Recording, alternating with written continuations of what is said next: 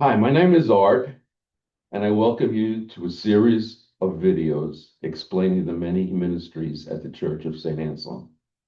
In this episode, you'll be hearing from Elizabeth, who will talk about the social justice ministry. Elizabeth, could you please introduce yourself and tell us about your role? My name is Elizabeth Domigan, and I am the chair of the Social Justice Ministry, which has about eight members in it. I do the typical things of leaders, convening the meetings of the ministry members, assisting with preparing bulletins and mass announcements for upcoming events, researching webinars, reading and listening to what Pope Leo and our cardinals and bishops are advocating Catholics should know and do for social justice.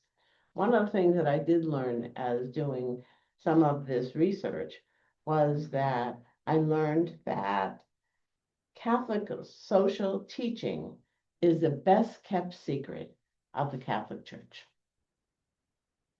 Can you share with us the mission and focus of your ministry? The mission of social justice flows from the mission of St. Anselm's own mission, which is to live the gospel by forming a Catholic community to foster personal and spiritual growth and justice and peace in the community at large. This shall be accomplished by preaching the word, celebrating the sacraments, serving the parish and the community, and by celebrating our community spirit. So specifically, we do two things. We provide assistance to and care for the needs of vulnerable people in our local community, and we educate and act on current social justice issues. Our activities are guided by the principles of Catholic social thought, a rich treasury of wisdom about building a just society and living lives of holiness among the challenges of modern society. We use basic principles to guide our work: the dignity of each person, the common good and community, rights and responsibilities, including citizenship, the dignity of work and workers, the option for the poor and vulnerable, and stewardship of God's creation. There's a close relationship between Catholic social teaching and our mission as a church for peace and justice. Peace is the fruit of justice, says Isaiah. So, Elizabeth, can you tell us how you got involved in the social justice ministry at St. Anselm? When I arrived here at St. Anselm's about 10 years ago, the first committee I joined was the Human Concerns and Social Justice Committee. As many of our parishioners know, we're very charitable here and support food drives and Christmas giving trees and other donations. There were some other programs when I first came here, Family Promise and the Food Garden providing food for food pantries. They weren't named under social justice, but they were providing necessities for the homeless and for the hungry. But as our committee started to focus more on social justice, our first sustained program was Care for Creation, and it was done after we read Pope Francis's encyclical Laudato Si on care for our common home, and after we read the article in the New York Times stating that we could have saved our planet 30 years ago. So, what do you do to focus on creation care? We started monthly meetings in 2018 around those issues about learning recycling, the dangers of climate. It was a mix of professionals providing knowledge and, importantly, suggestions for how we could begin to change some of our habits to safeguard our lives and the lives of others. So, how did your emphasis on climate change the broader issue of social justice? As we continue to learn more about social justice, we provided a half-day retreat a year ago, and it was to distinguish between charitable giving and social justice. As Deacon Bill succinctly said during that retreat, pulling people out of a raging river is truly charitable, but finding the reasons they are falling in and preventing those causes is social justice.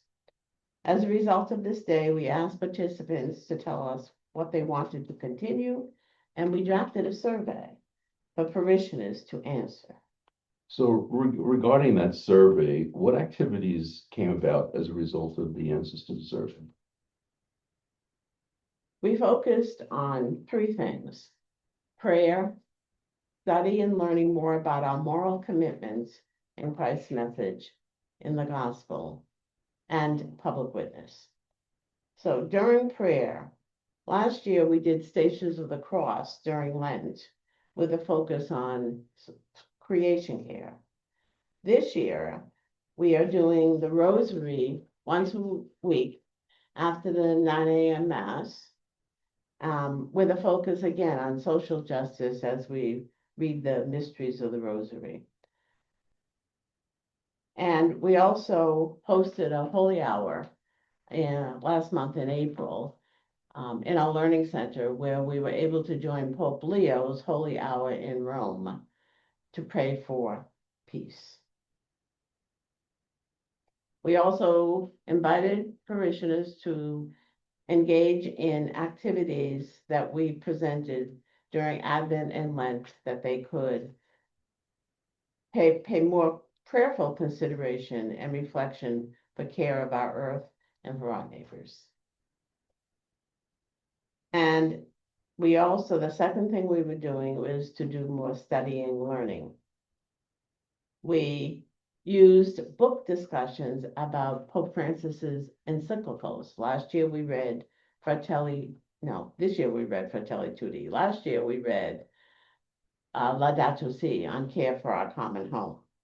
And as I said, this year, Fratelli Tutti on social friendship. So we could deepen our understanding of our Catholic faith and how it commits us to living the principles of Catholic social justice. So for the people that attended these book discussions, what did they learn? Well, we grappled with a whole bunch of issues, such as our Catholic moral responsibility to climate stewardship of our earth and all of its creatures, recognizing climate refugees, to what does it mean to be a neighbor to those we know and those we don't know. And at this particular time, our immigrant brothers and sisters. And to what does it mean to forgive and embrace forgiveness? What does Christ mean by peace?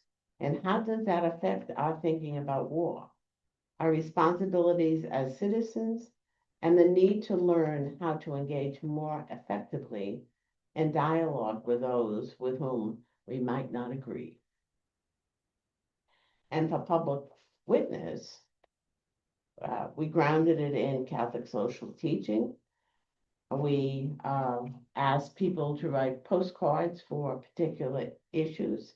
We asked people to continue to write to legislators or call legislators around proposed legislation, such as bills and budgets that don't support human dignity or provide the needs of the most vulnerable among us, as requested by our bishops last year and continuously now. We also are witnessing, some of us, at Delaney Hall Detention Center, as recommended by Cardinal Tobin this year, and providing support for families of those detained. And we also provided a pilgrimage on our own property last September, showing how we are stewards of our own land right here. Well, thank you very much, Elizabeth. That was very interesting, and you're doing quite a bit. Do you have anything additional that you want to share? Well, we pretty much invite people to join us at any time if they want to. We publish information in our bulletin every week under social justice and creation care. And you can always call us or email us probably at socialjustice@anselm.com. Well, thank you, Elizabeth, for sharing this information with us. Your time and your dedication to serving our community is much appreciated. Now, if anybody that's watching this has any further interest in the social justice ministry, you can always contact me at the email that you see at the bottom of the screen, artreif@saintanselm.com, ARTREIFF @saintanselm.com. And I will be glad to forward any inquiries that you have to Elizabeth. Thank you very much for watching. Bye-bye.